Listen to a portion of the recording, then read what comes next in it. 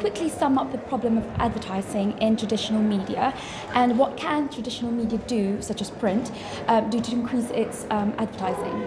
Well, I think the central problem is that the way that advertising is developed online gives much better value to the advertiser than they can get from advertising in traditional media, because it's a direct response medium. It targets people according to what they're interested in. So they're much more likely to actually follow up and make an action on the basis of an advert when they've searched for something than when they just glance at it. And in the past that didn't matter because the advertiser didn't really have much of a measurement. They had to put things in papers or on television, and now they can actually divorce that advertising from the content online and just pay for when people actually click on it or make a purchase, cost per click or cost per action.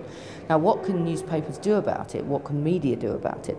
I think there are some positive signs that there are more complex models being developed which show that, for example, someone may see a display ad on a publisher's site and then go and search for it. And at the moment, that revenue only goes through the search engine rather than going to the place where the ad first was prompted, if you like. And so there are more complex models to try and return that revenue. But on the other hand, you can understand that the Facebooks and the Googles don't particularly want those models to work because at the moment they're getting all the revenue.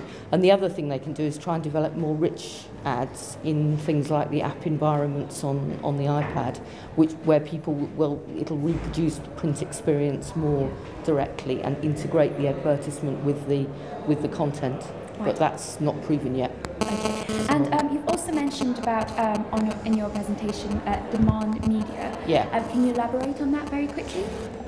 It's a particular example of what someone's called a mediocritor rather than an aggregator, because what they actually do is they've harnessed the ability to tell what kinds of things people are searching for online, and instead of just presenting them vaguely with what they might be interested in, they actually create things on demand that match what people are looking at.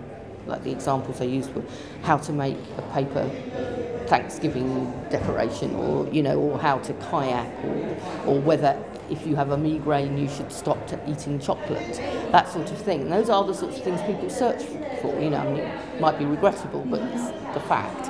So then they go and commission people for very, very small amounts of money to write 1,000 words on how to make a paper decoration, and then they put it up and they optimize all the keywords in it so that it will come up when people do the search on Google.